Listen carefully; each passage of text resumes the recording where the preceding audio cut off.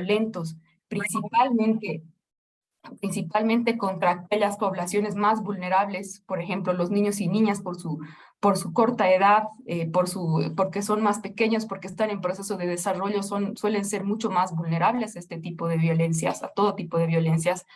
Es que los estados han empezado a generar convenciones y normativas que empiezan a abordar la problemática, empezando por nombrarla, ¿no? Por decir, esto es violencia, estas consecuencias genera, y intentando regular a través de normativas que esto deje de suceder, ¿no? O desalentando a que suceda. Sin embargo, la violencia y el prevenir la violencia va mucho más allá de una ley.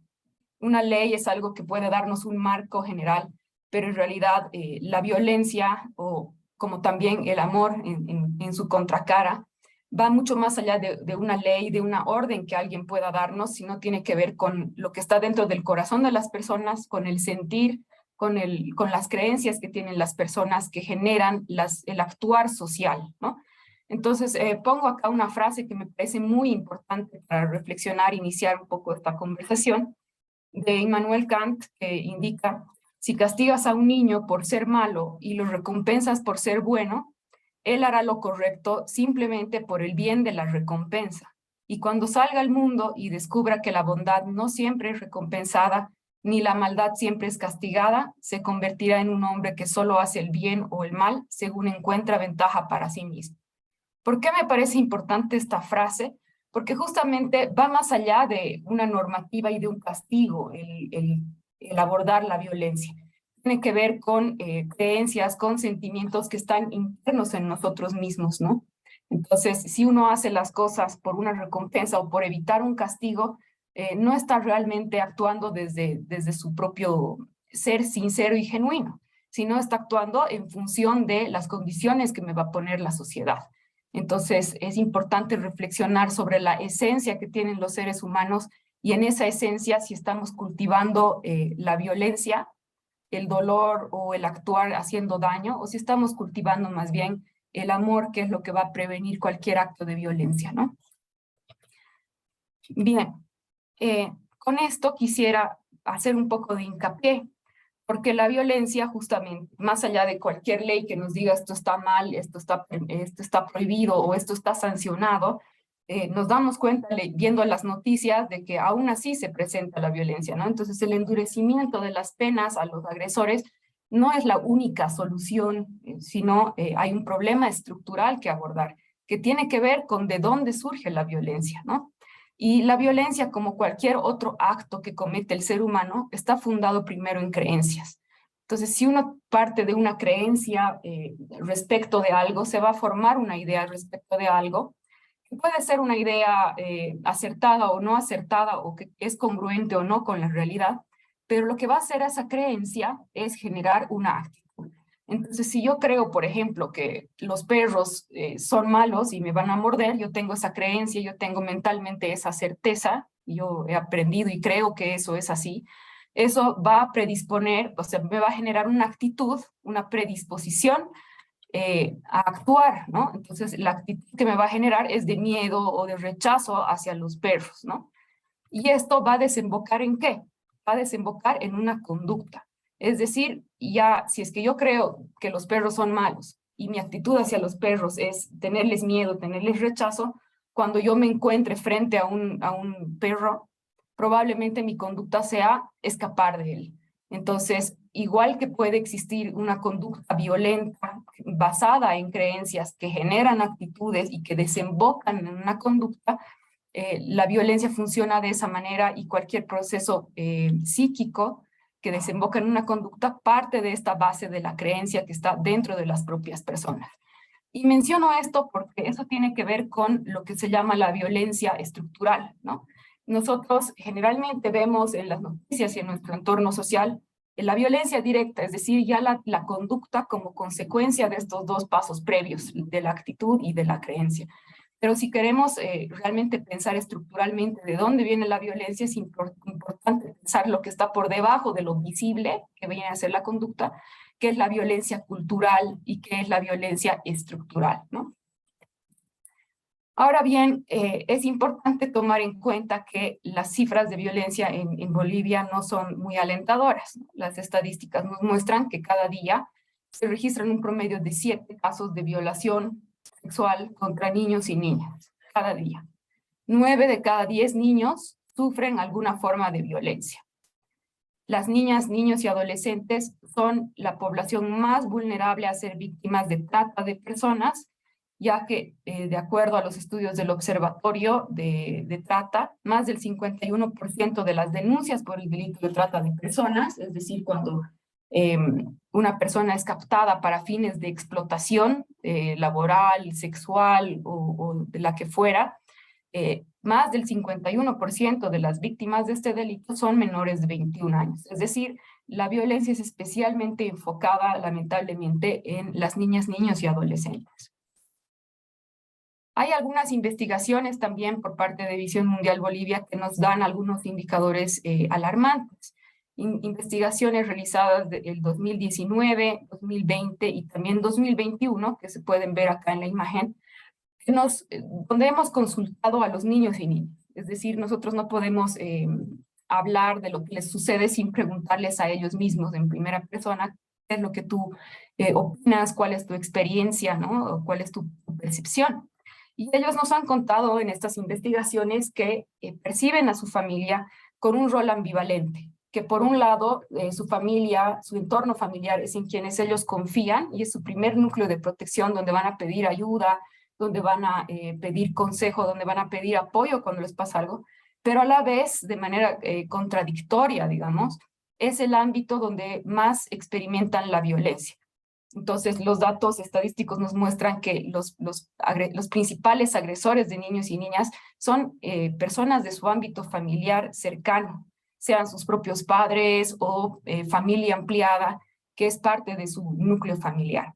También nos han contado que perciben que la escuela, es decir, un espacio donde pasan tanto tiempo de su vida y tantos años de su vida, el barrio en el que viven y sus comunidades son espacios no seguros y son espacios violentos. Y eso nos tiene que llamar también la atención de qué es lo que estamos haciendo como sociedad y que también nos comentan que aunque conocen las instituciones de protección, o sea, saben qué es la defensoría, saben qué es la policía, saben qué es el SLIM, saben que pueden recurrir a estas instituciones para pedir auxilio, no recurren a ellas cuando sufren violencia. Recurren a sus primeros referentes, que suelen ser su entorno familiar, que tiene este rol ambivalente, ¿no? Y además, hay diversos estudios que sustentan que los adultos que ejercen violencia hoy en día contra los niños y niñas han tenido o han sido criados con violencia durante su propia niñez. Esto no significa querer justificar a una persona violenta o justificar un acto violento, más bien el reflexionar sobre la violencia genera más violencia, ¿no? Entonces, en algún momento es importante cortar esta cadena intergeneracional de violencia, pues se continúa reproduciendo como un aprendizaje, ¿no? Como un aprendizaje que no va a ser positivo en la vida. Ahora bien, habiendo mencionado esto, quisiera hacer hincapié en un tema. La campaña y los conversatorios, estudios y reflexiones que se hacen en torno a la violencia son de suma utilidad para poder comprender este fenómeno. Sin embargo, también llegamos a enfrascarnos demasiado en la violencia como tal y en la no violencia, ¿no? Es decir, utilizar un lenguaje violento para combatir la violencia, luchar contra la violencia. Y de algún modo, lo que estamos haciendo al repetir esto de una manera tan reiterativa es seguir enfocándonos en el problema y seguir planteando y teniendo la palabra y el acto violento en nuestra mente y en nuestro pensamiento, en nuestro imaginario social. Y es importante que comencemos también a trascender de la violencia a la no violencia, pero también de la no violencia hacia la ternura. Es decir, ¿dónde queremos llegar? Un entorno seguro que cuide y proteja a los niños, un entorno tierno, y dejarnos de enfocar en lo que no queremos y tratar de promover lo que sí queremos, ¿no? Los pensamientos hacia lo constructivo generan realidades concretas.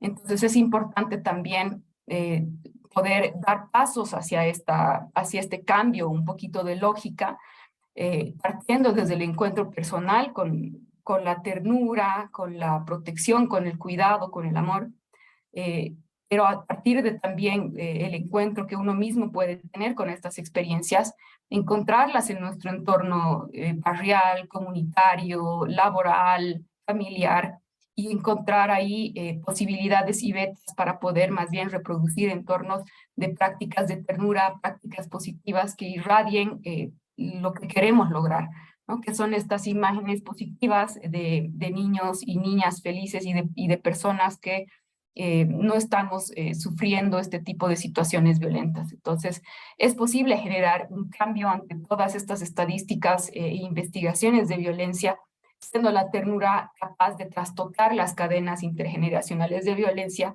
generar corresponsabilidad, es decir, el compromiso de todos los actores sociales para generar comunidades protectoras de la niñez y adolescencia.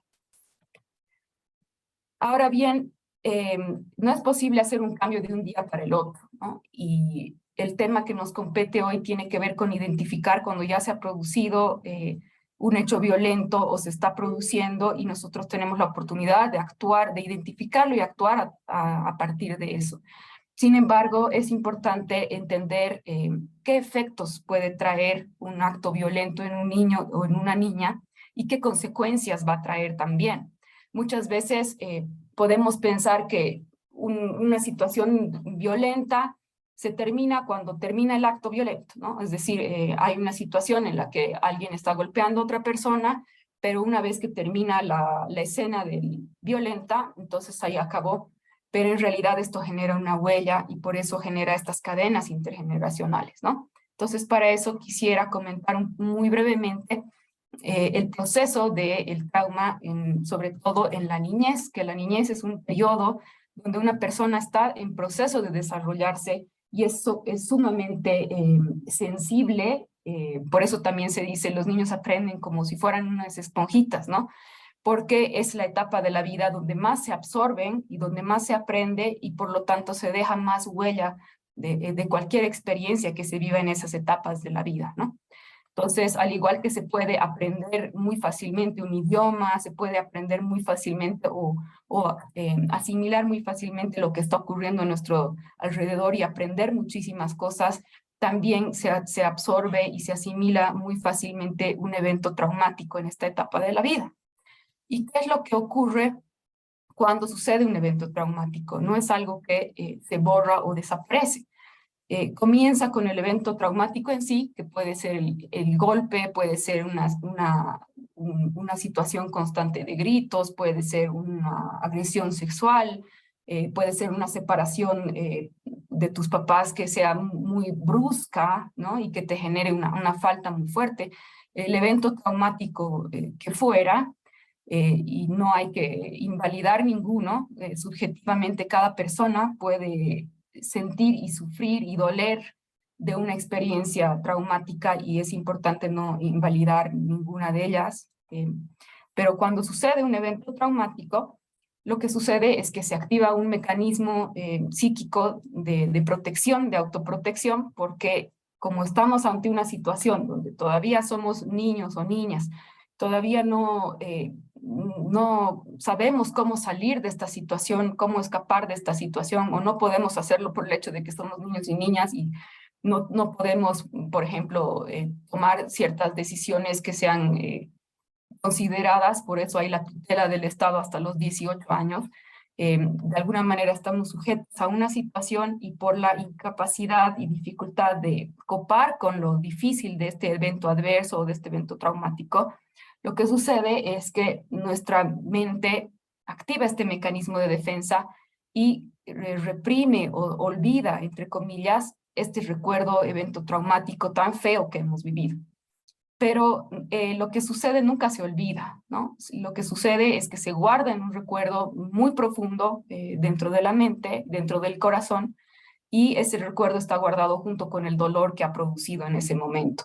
Y genera memorias esporádicas con emociones que vienen pegadas a ese recuerdo y que permanecen como congeladas en el pasado.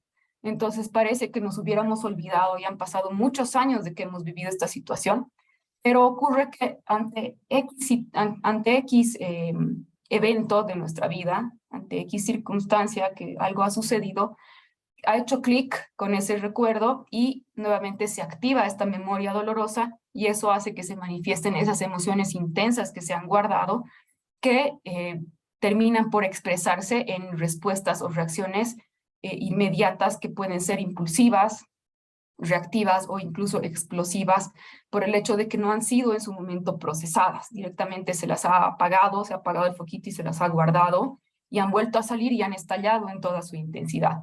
Entonces, el trauma no es, aun cuando no es recordado conscientemente, por ejemplo, durante muchos años, porque no podemos acceder fácilmente a ese recuerdo por este mecanismo de defensa, sí deja esa huella que nos acompaña durante la vida, si es que no la hemos sanado, y nos va a generar esta respuesta. En algún momento se va a activar esta respuesta, ¿no? Entonces es importante tomar en cuenta esto, porque mientras no podamos describir o comprender lo que ha sucedido en nuestro mundo interior ante un evento traumático de violencia, vamos a estar continuamente desgastando nuestra energía, tratando de compensar esto que ha sucedido, que está guardado y no lo entiendo muy bien, que hemos venido arrastrando durante años y vamos a tender a reproducir y retransmitir esto intergeneracionalmente. Ahora bien, hay dos formas o dos dimensiones del trauma que pueden suceder. Y generalmente tenemos la idea de que el trauma solamente es un evento agudo, fuerte, que ha sucedido en un momento de la vida, pero también, y que sí, esa es una forma de trauma, que va a resquebrajar y desestabilizar nuestra historia de vida en algún momento, pero también existe la dimensión de un trauma como fruto de carencias continuas, cotidianas en el desarrollo. Es decir, estar expuesto constantemente a carencias o constantemente de manera muy sutil a dolores o a maltratos sutiles, no es un efecto en X momento, sino continuo, igual es una forma de trauma que se tiene y que va a generar estos mismos efectos. Entonces, las experiencias adversas de la niñez, si las queremos llamar así, o los traumas, si los queremos llamar así, o la violencia, podríamos decir que son casi sinónimas estas tres cosas, experiencias adversas, trauma y violencia, sea en forma de abuso físico, emocional, sexual, o disfunción familiar o cualquier tipo de negligencia, va a dejar esta huella. Pero sin embargo, es posible liberarnos de esta huella sufrida en la vida, pero para eso es necesario tener condiciones y contextos y un entorno seguro que nos permita generar una relación de confianza y reparar este evento traumático o este evento de violencia. Entonces es posible partir con un evento traumático doloroso, como podemos ver en la muñequita de la derecha, pero eventualmente poder repararlo en la vida y en lugar de reproducir la violencia, poder cortar esta transmisión intergeneracional y generar una realidad diferente. Y para eso también es importante detectar oportunamente, si bien cuando sucede un hecho violento corresponde restaurarlo y es posible prevenirlo, también el poder detectarlo de manera temprana nos va a permitir paliar las consecuencias que va a tener. Y sobre todo, por eso también es importante considerar los aspectos de la charla de hoy, del seminario de esta noche, porque estar en una situación de violencia sostenida sin repararla empeora sus consecuencias, ¿no? Entonces, los niños y niñas, a diferencia de los adultos que ya han culminado un proceso de desarrollo, donde ya están totalmente instaurados en el lenguaje, ya han terminado de formarse su cerebro, su cuerpo, incluso su carácter, los niños están en ese proceso y tienen diferentes maneras de expresar lo que les ocurre. Entonces nosotros no podemos esperar que un niño o niña nos diga verbalmente esto me está pasando. Muchas veces sí lo hacen, pero hay otras formas en las que ellos tienen para transmitirnos lo que les está sucediendo, aquello que les está causando dolor, daño, vergüenza o temor, ¿no? Y si es que es difícil para un adulto hablar de un problema, hablar de que está sufriendo violencia, teniendo la herramienta del lenguaje ya totalmente dominada, digamos, para un niño será aún más complicado, ¿no? Y sobre todo por su condición de niñez, que muchas veces los adultos somos un poco sordos a una forma diferente de comunicar que tienen los niños. Entonces, es importante conocer las señales que nos pueden estar dando los niños y niñas de que algo les está sucediendo, de que están sufriendo violencia. Entonces, para evitar que las consecuencias continúen empeorando a lo largo del tiempo, la detección temprana de señales de violencia de la niñez nos va a permitir minimizar y revertir las consecuencias que puede traer que estén sufriendo violencia. ¿Cuáles son estas consecuencias? Bueno, como les decía, es algo que se arrastra a lo largo de la vida y que se va a manifestar en todos los ámbitos de una persona, ¿no? Las personas somos seres integrales y aquello que nos hace sentir mal, nos hace doler el corazón, se va a expresar en nuestra salud, se va a expresar en nuestro rendimiento académico, se va a expresar en nuestro desarrollo cognitivo, incluso en nuestra salud sexual y reproductiva, ¿no? Entonces, igual que un hecho violento puede traer una serie de consecuencias que se activan, existen una serie de estudios que nos muestran con cifras muy bien establecidas y muy bien respaldadas que la violencia experimentada durante la niñez puede llegar a generar incluso la muerte de una persona porque genera vulnerabilidades en su salud física, ¿no? Podemos ver aquí mayor riesgo a infartos de miocardio, cáncer, accidentes cerebrovasculares, enfermedades obstructivas, problemas en la salud mental cuando ya se es adulto, ¿no? Como depresión, intentos suicidas, tender a ser víctima nuevamente de relaciones violentas de género, alcoholismo, consumo de sustancias adictivas, problemas en el ámbito de desenvolvimiento educativo, en la salud sexual reproductiva, etcétera, ¿no? Entonces, para poder mitigar las consecuencias que puede traer cuando un niño o niña está sufriendo violencia, es importante conocerla, nombrarla y poder identificarla y saber qué hacer ante esta situación. Entonces, para esto, a manera de brindar, digamos, como que un marco de qué podríamos entender como violencia, la podríamos entender de una manera amplia como cualquier acción u omisión que ocasiona una privación, una lesión, un daño, sufrimiento o perjuicio en la salud física, mental, afectiva, sexual, el desarrollo deficiente e incluso la muerte de una niña, niño o adolescente.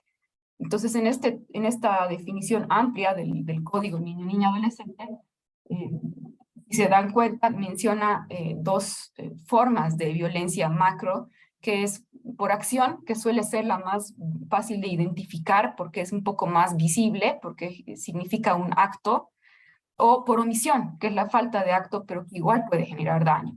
Entonces, en la violencia por acción, encontramos, por ejemplo, a la violencia física, a la violencia psicológica, a la violencia sexual, cuando se ejerce un acto violento.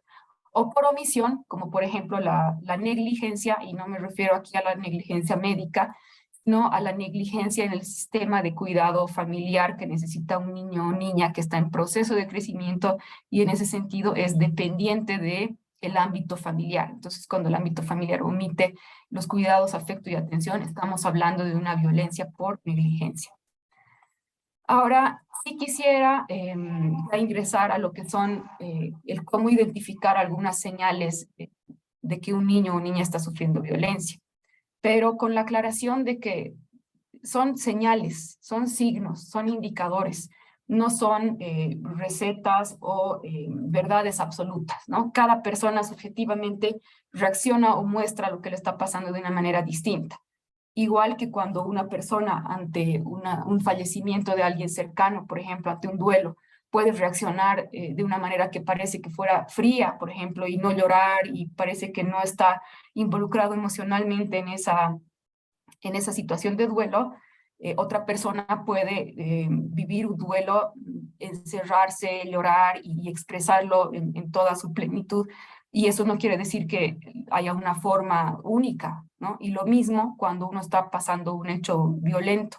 Entonces no es una receta, no es si es que ves esto, significa esto, sino son simplemente indicios o señales que vamos a, con criterio y con mucha sensibilidad, contrastar entre indicadores físicos, indicadores verbales y no verbales, y otras fuentes, porque también hay que tener muchísimo cuidado de algunas veces poder estar generando una víctima ahí donde no la hay, ¿no?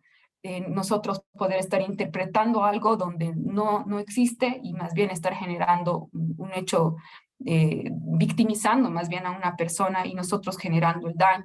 Y esto en algún momento he tenido la no grata experiencia de vivirlo, cuando un adulto a veces puede interpretar por no escuchar o no estar realmente prestando atención a lo que ha sucedido y directamente interpretar y ponerle un rótulo a lo que estaba sucediendo, ¿no? Como por ejemplo cuando los niños pueden estar jugando de una manera sexual y interpretarlo como una violación, ¿no? Y ahí estamos haciendo un tremendo daño. Entonces, es importante simplemente entender estas señales como indicadores que pueden llamar la atención y que si los vemos repetidamente, hay que ver que probablemente algo esté pasando y es importante consultar, ¿no? Para entrar a los signos y señales que nos pueden estar demostrando las niñas y niños cuando están viviendo violencia, primero mencionar los tipos de violencia para entender un poquito en qué marco estamos, ¿no? Los diferentes tipos de violencia, entre ellos la violencia psicológica, se entiende como actos intencionados que van a repercutir en la valoración que una persona, en este caso niño, niña o adolescente, va a tener de sí mismo. Entonces, esta no va a dejar una huella física como tal, eh, y no puedes verla en un acto directo contra la integridad corporal de la persona, pero sí de manera verbal y de manera afectiva, ¿no? Entonces puede presentarse de diversas maneras, solamente por poner algunos ejemplos, pero también existen otros. Puede haber hostilidad verbal, insultos, burlas, desprecio, críticas destructivas, amenazas de abandono, bloqueo de las iniciativas infantiles, provocando graves trastornos psicológicos y perjudicando su desarrollo psíquico y evolutivo. A veces minimizamos la violencia psicológica porque como no es visible físicamente, creemos que no es tan importante. Sin embargo, la vemos sea de la manera que está acá enunciada en diferentes formas, por ejemplo, en forma de rechazo, como evitar permanentemente o esporádicamente a un niño o niña y desatender su necesidad de apego y afecto, o aterrorizarlo creando un miedo intenso que es tan frecuente que hagamos como amenazarlo con castigo físico o castigo extremo o que te voy a dejar de querer si haces esto o te voy a dejar aquí solito y te van a robar o te voy a abandonar, me voy a desaparecer y no voy a volver más. O el aislamiento, como por ejemplo no permitirles encontrarse con otras personas para establecer relaciones sociales o ignorar sus expresiones emocionales. Lo que estamos aquí haciendo es generar un daño sumamente grave, en realidad, porque los niños y niñas cuando están en su proceso de desarrollo y de crecimiento, lo que necesitan es nutrirse, o sea, esta agüita que es el afecto, la atención, el acompañamiento y el cuidado, que va a ser su terreno que les va a permitir adquirir todos los aprendizajes, y al retirar esto los estamos dejando casi indefensos, ¿no? Los niños, igual que los animales y los seres vivos, primero crecen dentro de la madre. Y hay todo un proceso de desapegarse progresivamente conforme el niño o niña va adquiriendo habilidades que le permiten ser autónomo, pero en un principio no puede alimentarse por sí mismo, vestirse por sí mismo, no puede hablar por sí mismo. Entonces ahí el entorno familiar, el cuidador primario es quien es fundamental, le brinde la sensación de seguridad, apego, y cuando no lo hace o le amenaza con retirarlo, esto genera un terror extremo y que puede generar consecuencias muy severas. Entonces, la violencia psicológica no es algo menor, ¿no?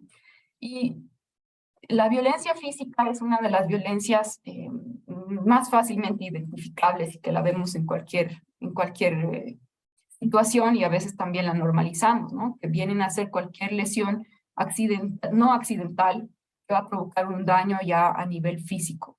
Puede ser en un evento aislado es decir, en un momento determinado, o en situaciones crónicas de abuso.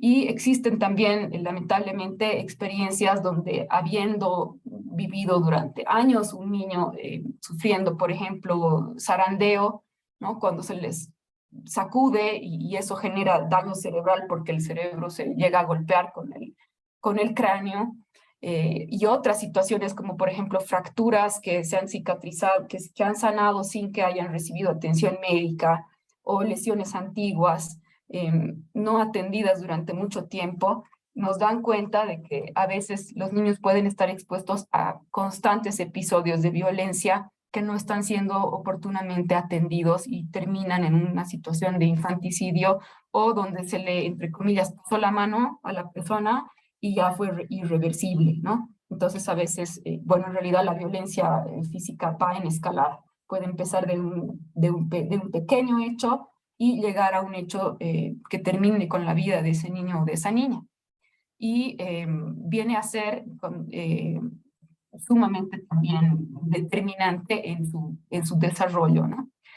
Y la negligencia también es una de las formas de violencia que tiende a invisibilizarse, como mencionaba hace un momento, que es un patrón continuo en el que los cuidadores primarios, que suelen ser los familiares, padres, madres, pero no solamente ellos, descuidan o no dan un cuidado adecuado a un niño o niña.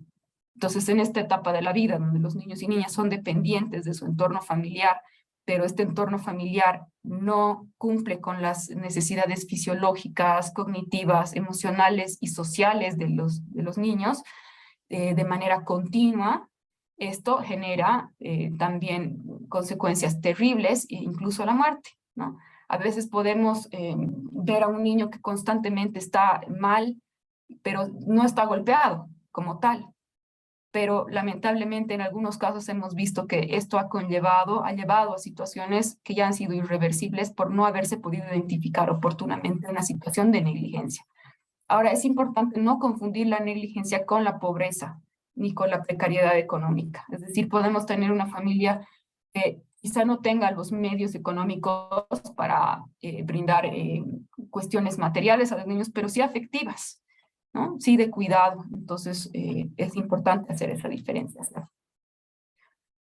Ahora, entrando ya a lo que son los signos y señales para identificar los tipos de violencia que acabamos de ver, igual que la violencia tiene diversas formas, también sus consecuencias y los signos que nos van a mostrar los niños y niñas que la sufren van a mostrar en diferentes dimensiones de la persona, ¿no? En su dimensión física, emocional, relacional, conductual, cognitiva, ¿no? También espiritual, en toda la integridad de la persona. Y están separados aquí por un tema, digamos, didáctico, pero en realidad son indivisibles, ¿no? Son parte de un todo que interactúa.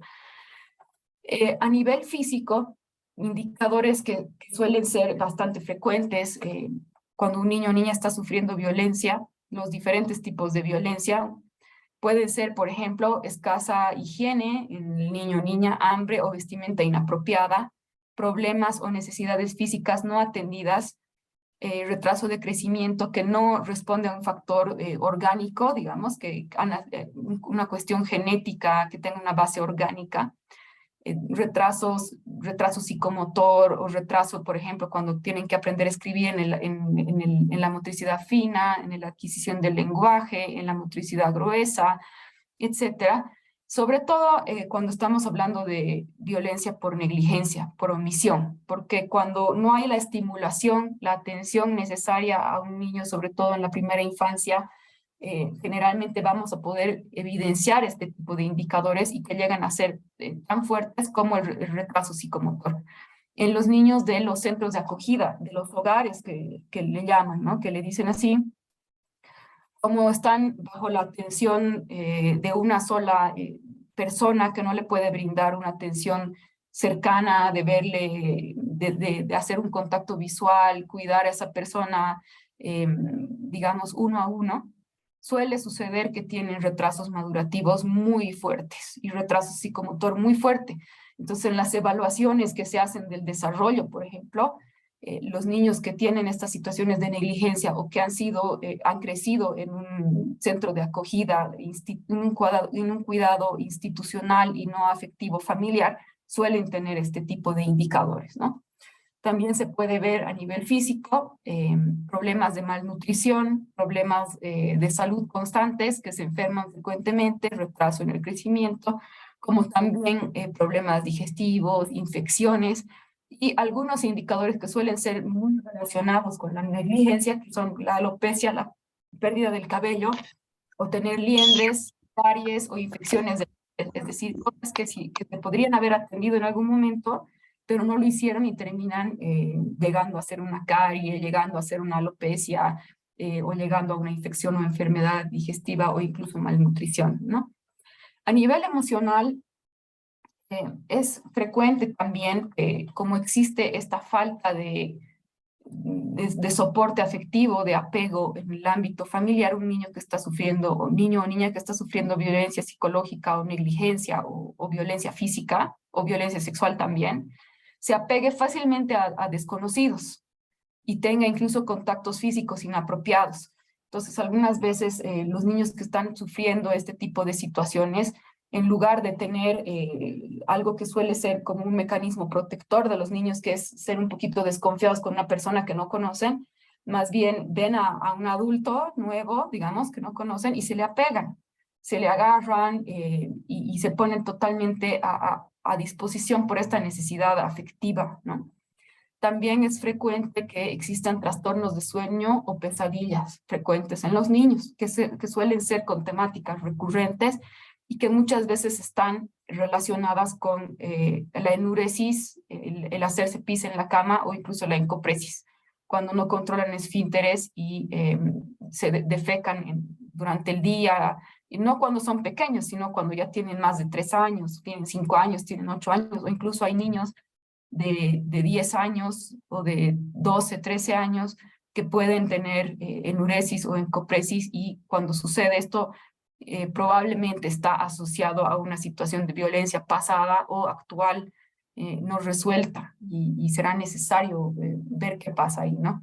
También es frecuente que niños que están sufriendo violencia puedan tener llanto frecuente e inexplicable, ¿no? No por una razón en sí, sino parece que se pone a llorar de todo. Y a veces nos puede generar impaciencia cada vez estás llorando, de todo lloras, pero en realidad habría que preguntarnos qué estará sucediendo, que esta persona está tan lábil emocionalmente que todo el tiempo es proclive a llorar, ¿no? O por el contrario, mostrar agresividad, impulsividad y reaccionar, digamos, de este tipo de formas, y no más bien mostrando como si fuera fuerte en contraposición a esta otra reacción posible que es la de llanto frecuente, ¿no? A nivel relacional, suele ser frecuente también que los niños que están sufriendo violencia sean indiferentes o desconfiados, es decir, que esto incida en sus relaciones interpersonales, que se aíslen, que sean introvertidos, que estén callados en el fondo, ¿no? Que todos están jugando y este niño o niña no se integra, parece que fuera muy tímido y que fuera fácilmente asustadizo y que tiende a aislarse y estar solo y rechazar las interacciones sociales. Y también a nivel conductual, que suele ser la forma en que más nosotros nos llama la atención, pero nos llama la atención y a veces no sabemos qué hacer con eso y tendemos a calificar como un niño indisciplinado o un niño malcriado, conductas que pueden ser señales de que algo está mal. Entonces es importante tomar en cuenta que, sobre todo en el ámbito conductual, los niños nos pueden estar mostrando algo que antes de censurarlo o disciplinarlo es importante escucharlo, que pueden ser, por ejemplo, conductas disruptivas y autodestructivas, es decir, lo que pueda ser entendido como una mala conducta, ¿no? Porque eso llama la atención de alguna manera, ¿no? Es decir, es la manera en que los niños tienen de hacerse escuchar a veces lo que de otras formas no estamos pudiendo nosotros darnos cuenta. Muchas veces presentan conductas, por ejemplo, desafiantes, no hacer caso, tener conductas agresivas con sus pares, estar hiperactivos constantemente en movimiento, que no pueden estar quietos, que parece que algo les inquietara, que no es lo mismo que ser un niño o niña activo, con energía, ¿no? Sino una especie de inquietud que parece que proviniera de una, valga la redundancia, algo que no me deja tranquilo y que necesito moverme para poder expresar que algo no está bien, ¿no? A veces también puede mostrarse en forma de actos vandálicos, si se puede decir así, o consumo de drogas a temprana edad sobre todo, o hacerse cortes, ¿no? Lo que se conoce como el cutting o el cutting.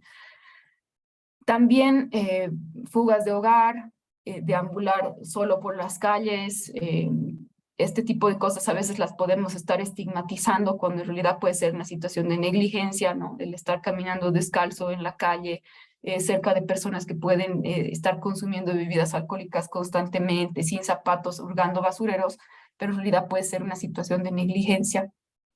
Como también algunas veces los niños pueden tender a tomar un comportamiento más bien de adulto y que parece que fuera el cuidador de otros niños, y eso puede estarnos indicando de que ese es el rol que también tiene en su propio ámbito familiar, ¿no?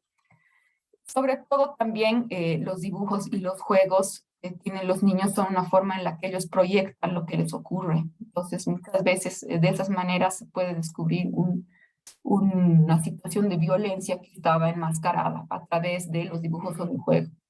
También a nivel cognitivo existen señales que nos muestran los niños, como por ejemplo la dificultad para concentrarse en las labores educativas, bajo rendimiento escolar o incluso fracaso escolar como consecuencia de que están sufriendo violencia, absentismo escolar, retraso, como les decía, en el desarrollo psicomotor, retraso en el lenguaje, ¿no? Entonces, en todos los ámbitos, cuando hay un cambio brusco entre, por ejemplo, cómo era el niño o la niña y en algún momento algo sucedió que cambió su conducta, entonces eso nos tiene que llamar la atención. Ahora, si esa persona, ese niño, por ejemplo, siempre tenía este tipo de comportamiento, siempre era esa su personalidad, entonces seguramente puede que esa sea la forma de ser del niño.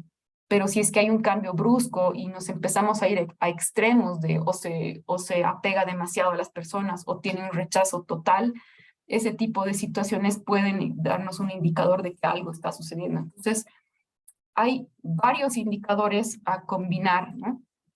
Y tomar en cuenta.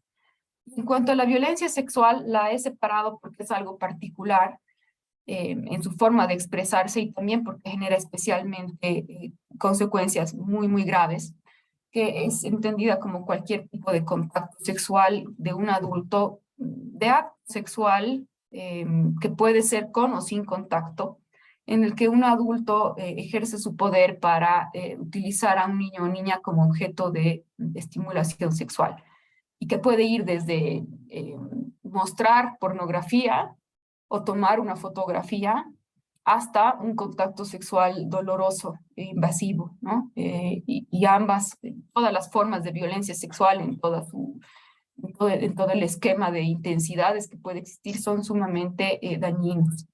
Y la violencia sexual suele ser algo que también los niños nos expresan de una forma particular y a veces incluso podemos estar malentendiendo este tipo de indicadores, ¿no?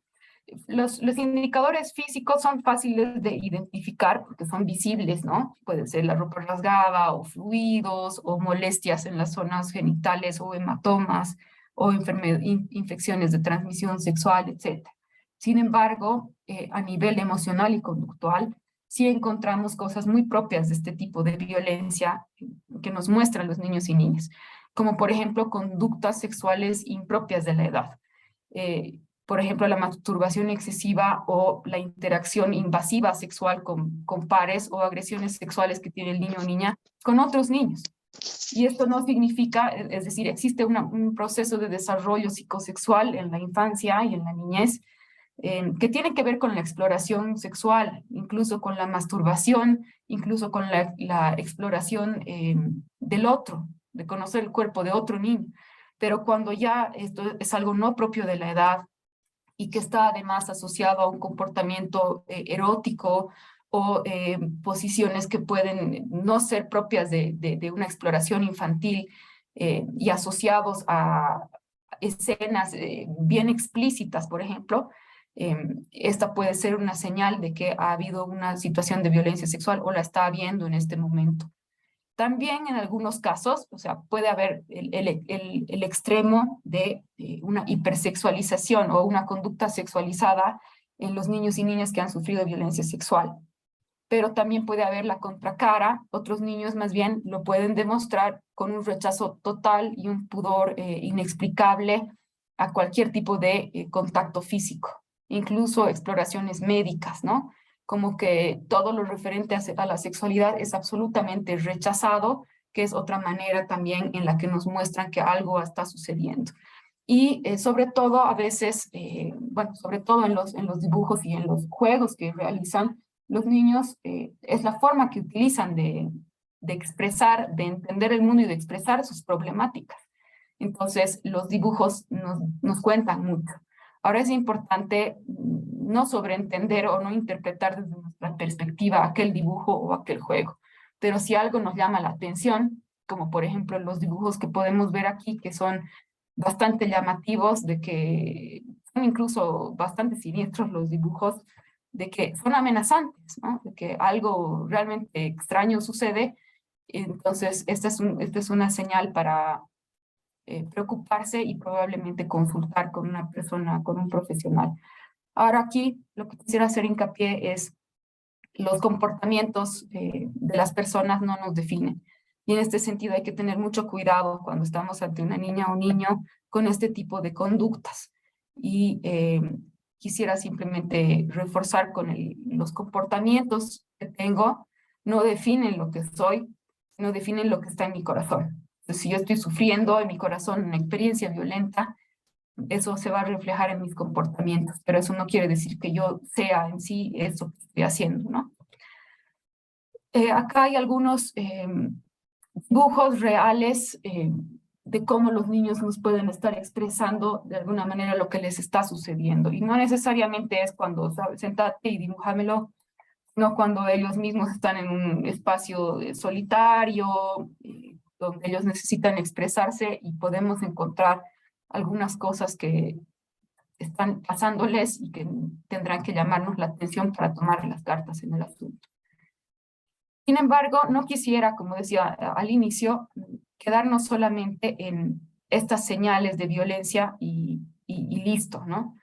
No hay algo que hacer cuando identificamos esto y es poder detectar tempranamente y poder mitigar estas consecuencias y generar acciones de restauración con los niños y niñas que están sufriendo este tipo de situaciones. Y eso es lo que nosotros proponemos como visión mundial, que le llamamos el antídoto de la ternura. La violencia no desaparece con más violencia, más bien se contrarresta con ternura, que es un antídoto más bien sanador, que es un peregrinaje que nos va a permitir sanar esta herida transgeneracional, empezando por identificar a ese niño o niña que no está bien y acompañarlo a sanar las heridas de violencia que puede estar sufriendo. Y los niños y niñas, en particular una adolescente en Cochabamba, nos lo ha expresado con muchísima claridad de las huellas que pueden dejar este tipo de situaciones. Y nos dijo textualmente en un grupo focal, cuando a los niños los insultan o les gritan cosas feas, les hacen sentir mal, les tratan mal, les dicen, eres burro, no sabes, cómo no vas a poder, tan fácil, flojo, y otras cosas más, eso les hace sentir mal, se guardan eso en su corazón y cuando son grandes, faltan el respeto a sus padres o se vuelven borrachos. Me ha parecido una forma muy clara de ilustrar el camino entre la violencia cuando no se sana, pero en realidad lo que proponemos ahora es, a partir de esta identificación temprana de violencia, un camino de restauración. Y en ese sentido, la ternura, que es lo que está enmarcando la campaña y la caminata por la ternura, lo que propone es una transformación cultural, ¿no? Desde el lado humano, que permita surgir permitir surgir al otro en dignidad, florecer al otro en dignidad, desde sus particularidades como persona, desde sus experiencias subjetivas propias como persona, a través de escuchar y tener interacciones de diálogo con esa persona, ¿no? Con esa niña o niño.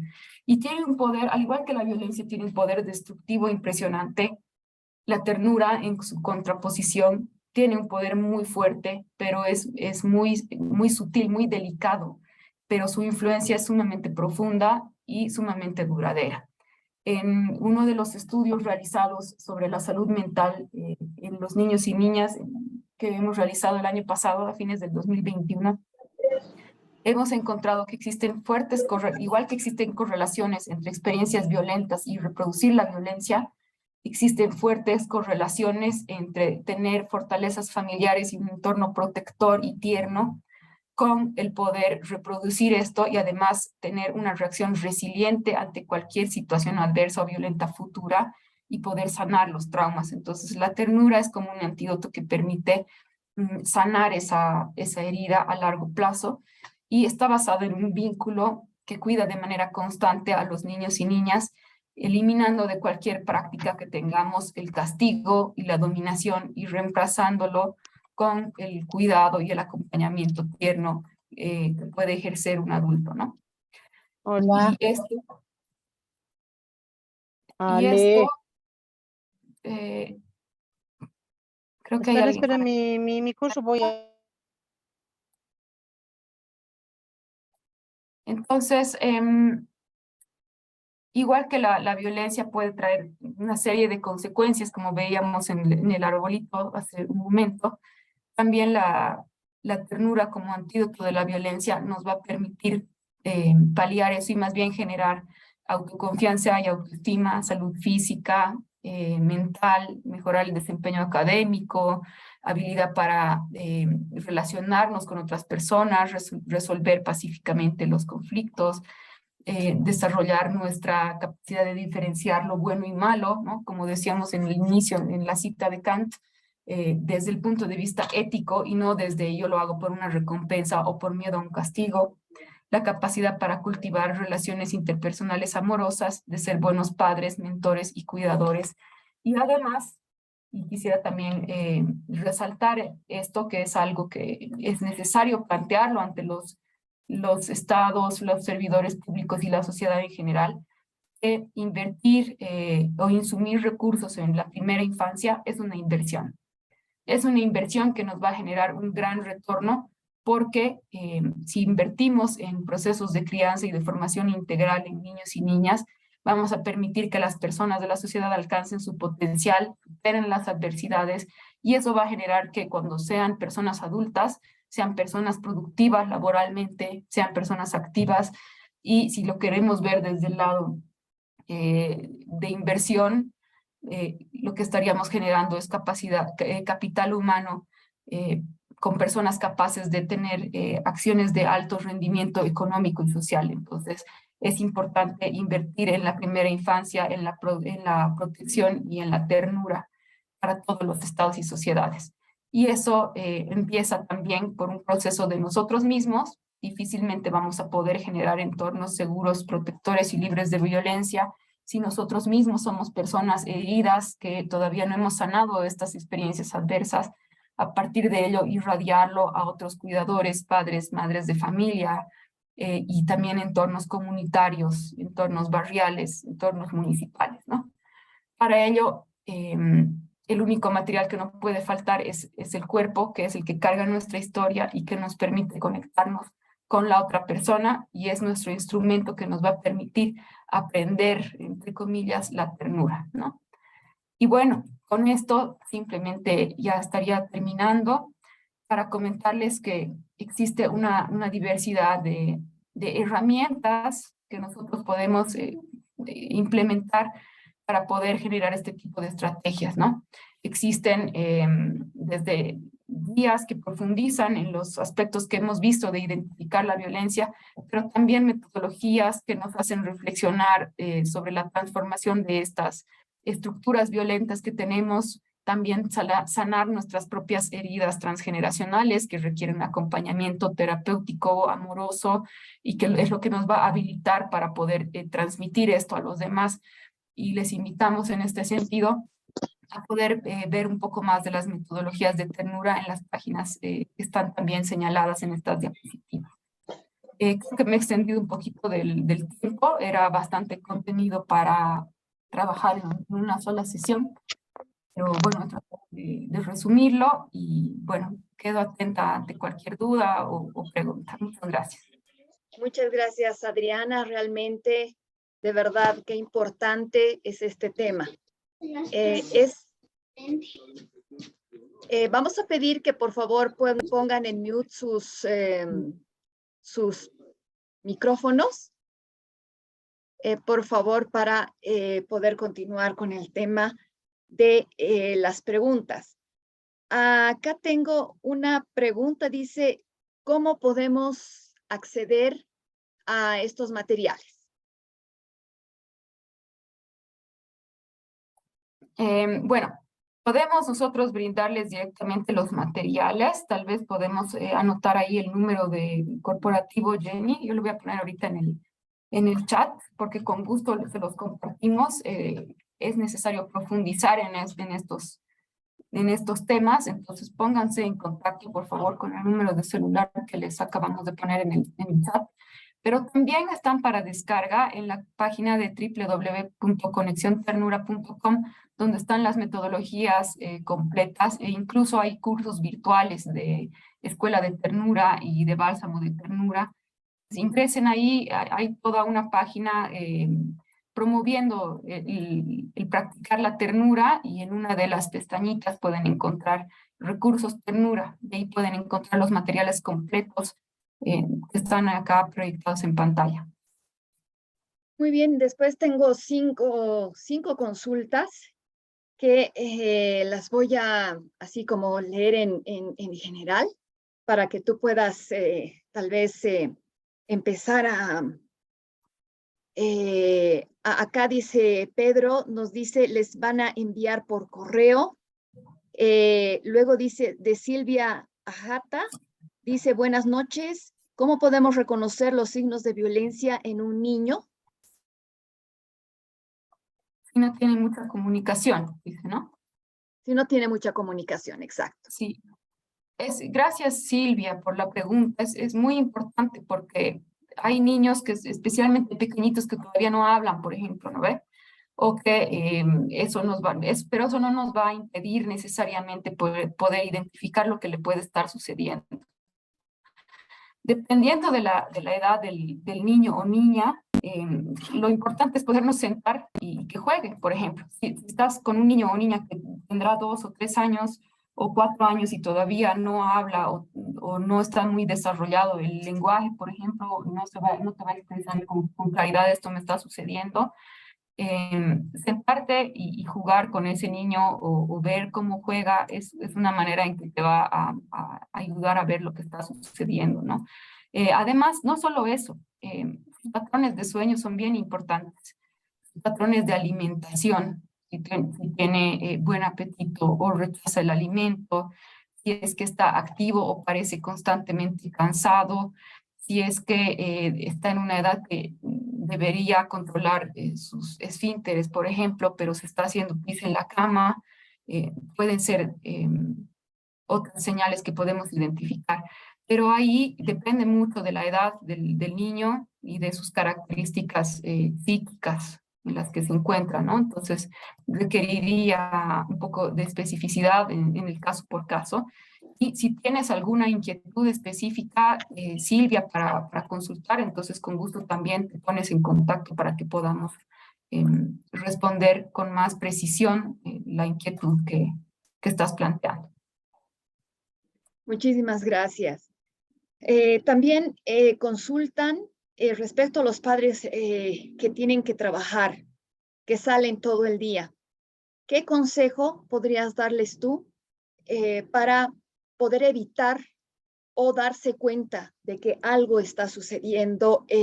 Si son muy niños y lamentablemente los padres, los dos, la mamá y el papá pues tienen que salir a trabajar y muchas veces por horas de horas, ¿no?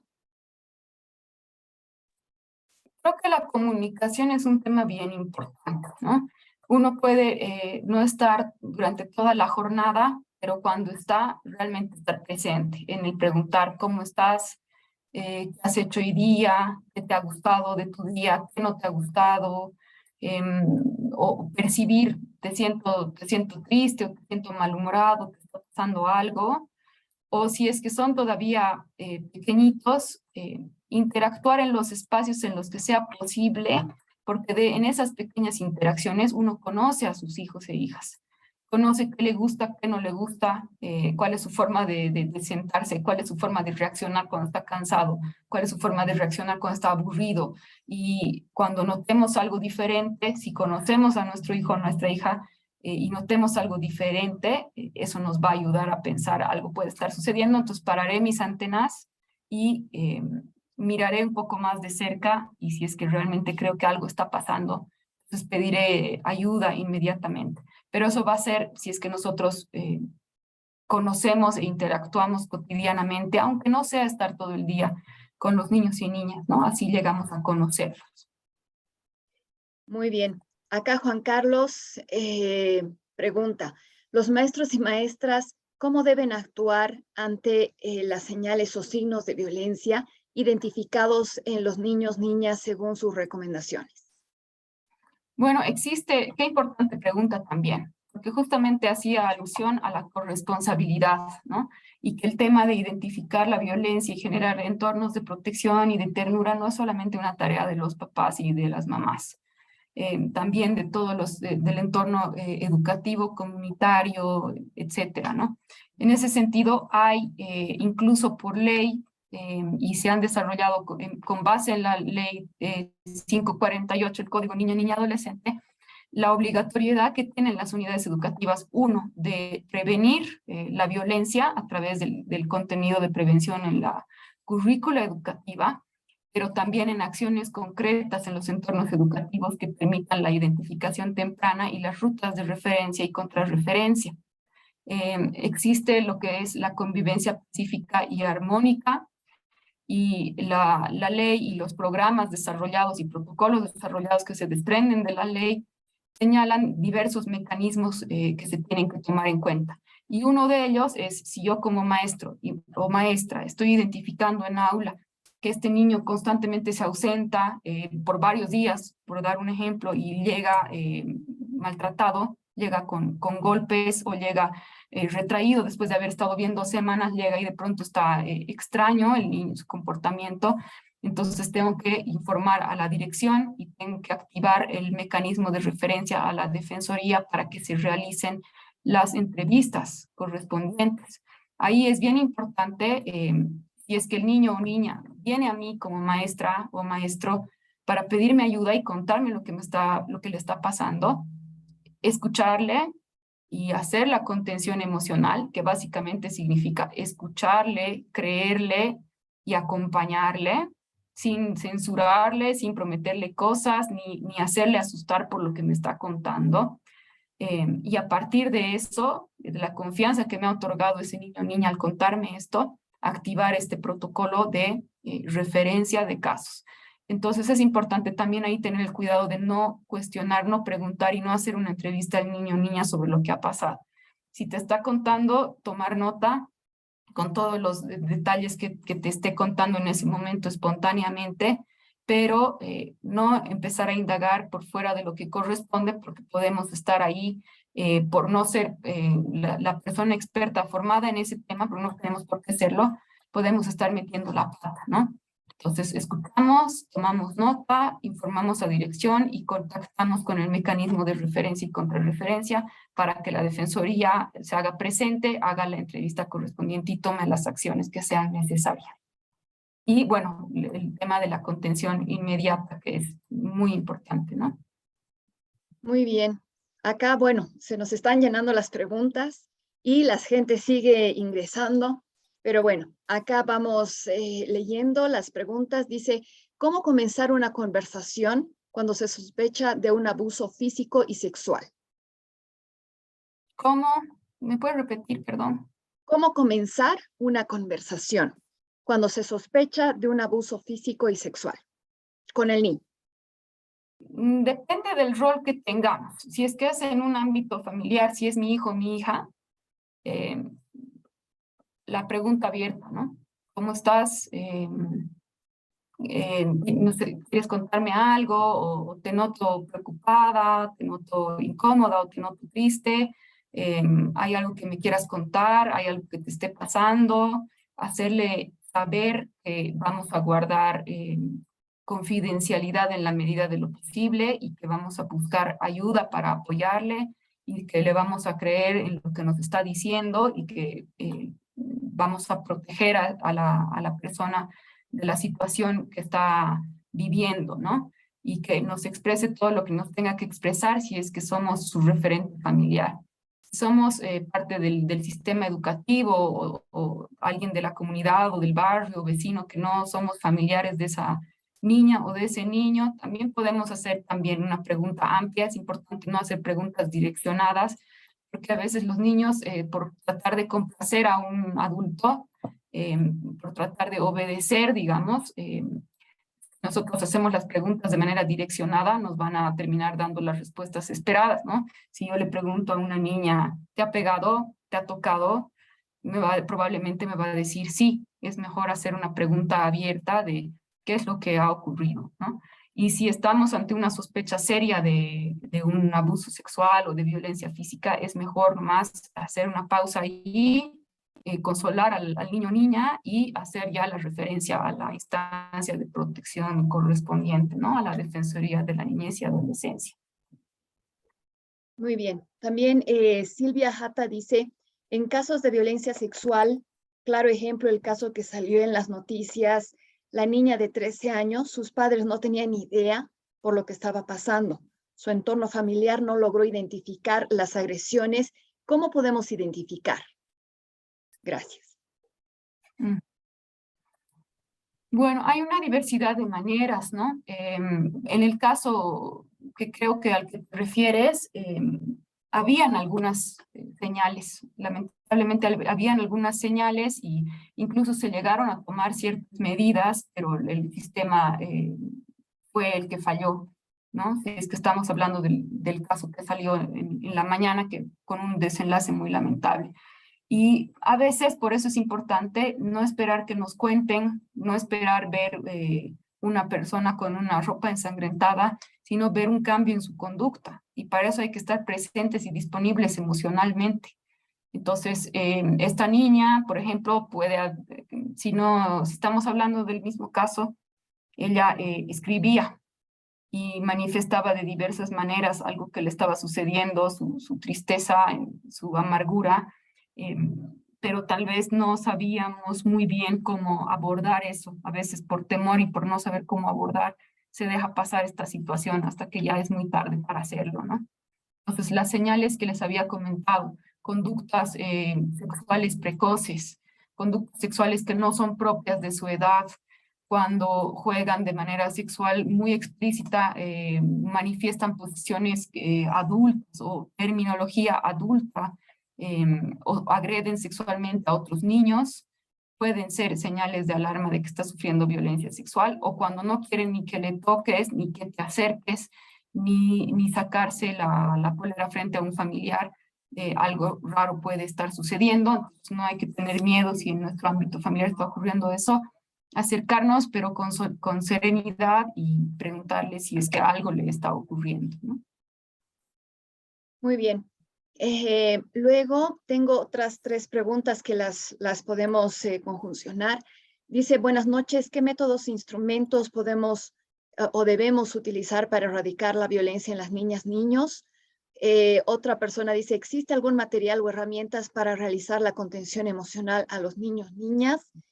Y la última es, ¿qué 3 consejos más importantes se puede dar con el tema de la ternura? Adelante, Ya. Adriana. Bueno, en relación a los métodos e instrumentos para erradicar la violencia, como veíamos al inicio de la sesión, este es un proceso que es incluso cultural, ¿no? Entonces, Entonces, el primero es sanar uno mismo, ¿no? O sea, sé que puede ser dónde está la solución mágica, pero no existe una solución mágica. Nosotros si cultivamos sociedades violentas y contribuimos desde nuestra propia violencia a una sociedad violenta, entonces lo primero que estamos haciendo es fomentar eso. Para contrarrestar eso, más bien, es importante que podamos acompañar a las familias a tener alternativas de cuidado, alternativas educativas, formas de comunicarse de manera positiva y de escuchar a los niños y niñas antes de caer en una reacción violenta. Y es bien importante también el acompañarles afectivamente a las familias, porque a las familias se les carga con una enorme responsabilidad y un enorme castigo social también cuando algo no están asumiendo, entre comillas, adecuadamente. Y en realidad el Estado y la sociedad tienen la corresponsabilidad de acompañar a las familias, incluso desde políticas laborales, para que los padres y madres puedan estar presentes durante el crecimiento de sus hijos, no los tengan que dejar en cuidado de terceros, no tengan que recibir también el reclamo de por qué nunca estás presente y tener que hacer malabares que estresan entre los cuidados del hogar, los cuidados de los niños, la actividad laboral de generar ingresos económicos. Es decir, las familias asumen una carga muy grande y es importante apoyar a las familias vulnerables. Entonces, cuando tenemos a una madre soltera o a un padre también soltero que está asumiendo el cuidado de los hijos, acompañar y sostener el estrés que puede estar viviendo esta persona socialmente es bien importante, ¿no? Pero además nosotros mismos empezar a cambiar un poco nuestro mismo lenguaje bélico, de violencia, de lucha contra la violencia. Ahí también estoy luchando, estoy utilizando un lenguaje violento, poner en práctica nosotros mismos estos métodos alternativos. Y como les compartía también hace un momento, este es un tema bien grande, ¿no? Este es un tema bien grande que lo vamos a poder trabajar en la última sesión de este ciclo de crianza con ternura. Pero acá en la pantalla hay algunas de las herramientas que son ya cada una un mundo para poder implementar estrategias de prevención de violencia. Respecto a la otra consulta, ¿existe algún material de contención emocional? Ah, ya, muy importante, Juan Carlos, gracias por la pregunta. Existe una serie de materiales también, que los podemos compartir vía correo electrónico, y la contención emocional es más intuitiva tal vez de lo que uno podría imaginar, y que se basa sobre la empatía y la capacidad de escuchar y de sentir lo que está sintiendo la otra persona. Eso es contención emocional. A veces confundimos la contención emocional con decirle, tranquila, deja de llorar, cálmate, todo va a estar bien. Pero eso no es contención emocional, porque al hacer eso, decirle tranquila, cálmate, no le estamos permitiendo expresar sus emociones. Uno de los puntos fundamentales de la contención emocional es que la persona que está sufriendo necesita expresar eso que está doliéndole, es fundamental. Segundo, al prometerle que todo va a estar bien, es algo que nosotros no tenemos control sobre eso, entonces no podemos hacer falsas ilusiones. Entonces, la contención emocional básicamente es escuchar al otro, dejarle desahogar todo lo que está sintiendo sin censurar o calificar si está bien o mal lo que ha hecho, si está bien o mal lo que está sintiendo, y conectarlo con un servicio de ayuda y apoyo y no dejarlo solo, por decirlo en una forma muy resumida. Pero con gusto vamos a compartir material de contención emocional, que es bien importante trabajar en las unidades educativas y en las organizaciones territoriales, organizaciones comunitarias. Y también los materiales van a estar llegándoles vía correo electrónico. Dice Marcelo, buenas noches. ¿Qué método puede utilizar para contrarrestar que un niño se deja influenciar negativamente por un progenitor a otro cuando estos están separados en un tema de divorcio, tal vez? Sí, es complicado, es bastante complicado porque tiene que ver mucho esta influencia con quién vive y cuál es el referente y que este adulto está manipulando a su hijo, ¿no? Y lamentablemente es una forma de violencia, utilizar a los hijos. Es una forma de violencia de pareja, ¿no? Y también contra los mismos niños. Depende mucho de la situación, Marcelo. Hay cosas que vale la pena verlas en el caso por caso. Difícilmente vamos a poder ponerle la responsabilidad al niño o niña, porque como estábamos viendo, un niño o niña, sus referentes son sus padres y lo que le digan sus padres es hasta cierta edad, hasta la adolescencia prácticamente, casi una verdad absoluta. Recién en la adolescencia empiezan a cuestionar esto, el otro, no estoy de acuerdo contigo, te preguntan por qué, te discuten o te dan la contra.